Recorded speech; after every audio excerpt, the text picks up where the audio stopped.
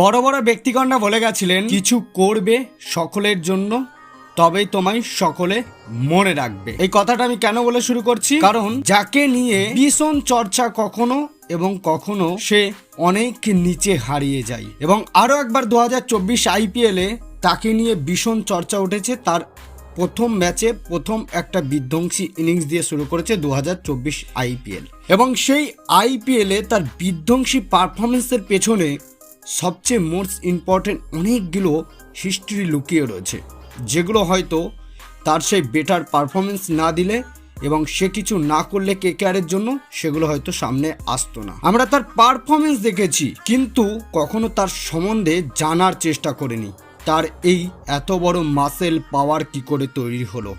এবং সে আমি চালচল্যকর তথ্যটাই তোমাদেরকে সামনে জানাবো, যে তার সেই মাসেল পাওয়ার ধরে রাখার জন্য সে কি করছে এবং এখনো বর্তমানে সে কি করে, সেই কারণে একের পর এক বিধ্বংসী ইনিংসে কেকেআর হয়ে দেখাতে পারে। চলো দেখে নিই সম্পূর্ণ ভিডিওটা। এখন তুমি যদি চ্যানেলটি না সাবস্ক্রাইব করে থাকো, সাবস্ক্রাইব করে আমাদের সঙ্গে থাকো। তার পাওয়ার সম্বন্ধে আমরা দেখেছি, এবং গত কয়েকটা বছর ধরে সে ফর্মে ছিল না, কিন্তু আরও একবার যখন 2024-এ সে ফর্মে ফিরেছে, তার সে বিধ্বংসী ইনিংস দেখিয়েছে প্রথম ম্যাচেই, তখন আরও একবার সকল কেকেআর ফ্যানদের মনে একটা জিনিস জানতে ইচ্ছে করছে ভীষণভাবে, তার পেছনের ইতিহাস এবং সে কি করে। এবং ভারতে এসে চাঞ্চল্যকর তথ্য যেটা এই মুহূর্তে সামনে আসছে, ভারতে এসে এ রাসেল সারা রাত ঘুমান না। কেন সারা রাত নাকি সে ঘুমায় না? একটা প্লেয়ার, তুমি তোমার জেনারেল নিজের কাছ থেকে ভাবো, একটা প্লেয়ার রাত 11টায় ম্যাচ শেষ হচ্ছে, অথবা কোনোদিন IPL-এ অর্থাৎ IPL-এর ম্যাচ কোনোদিন বিকেল 3:30 শুরু হচ্ছে, যেদিন কেকেআরে বিকেলে ম্যাচ থাকে 3:30 শুরু হচ্ছে, ম্যাচ শেষ হচ্ছে 7টায়।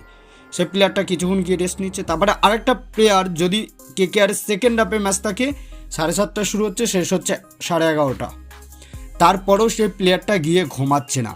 কিন্তু আমরা সকল সময় তার কাছ থেকে তার মাসেল পাওয়ার ব্যাটিংটা দেখি, এবং সকল সময় চাই বেটার পারফরমেন্স করুক, নাহলে তাকে টিম থেকে ছেড়ে দেওয়া হোক। কিন্তু তার সেই মাসেল পাওয়ারের পেছনে অলৌকিক তথ্য সামনে আসছে, এবং যেটা মোস্ট ইম্পর্টেন্ট এতদিন লুকিয়ে রাখা হয়েছিল, সেটা আজকে সামনে চলে আসলো। সে ভারতে এসে নাকি সারা রাত ঘুমায় না। কেন ঘুমায় না? সে নাকি মাঝরাতে জিম করতে যায়, অর্থাৎ মাঝরাতে সে এক্সারসাইজ করে।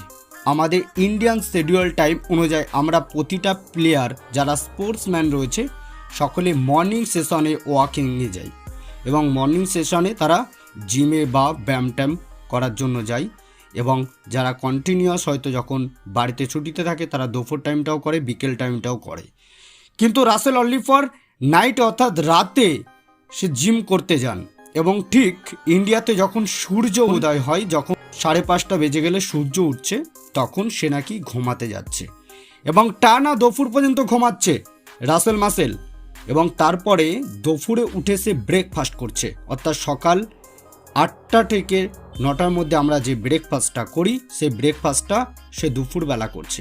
এবং তারপরে সেম শিডিউল রাখছে, যেরকম বিকালে প্র্যাকটিস সেশন, সেকালে বিকালে প্র্যাকটিস সেশনে যাচ্ছে, আবার রাতে ম্যাচ থাকলে রাতে এসে খেলছে, আবার সারা রাত ঘুমাচ্ছে না, আবার সেম ক্যাটাগরির রুল সে পালন করছে। কিন্তু এটা করার পেছনে কেন, ইন্ডিয়াতে এসে সে কেন ঘুমাচ্ছে না রাতে এবং জিমে কেন যায়, কেন জানো? শোনো এবার তাহলে চাঞ্চল্যকর তথ্যটা।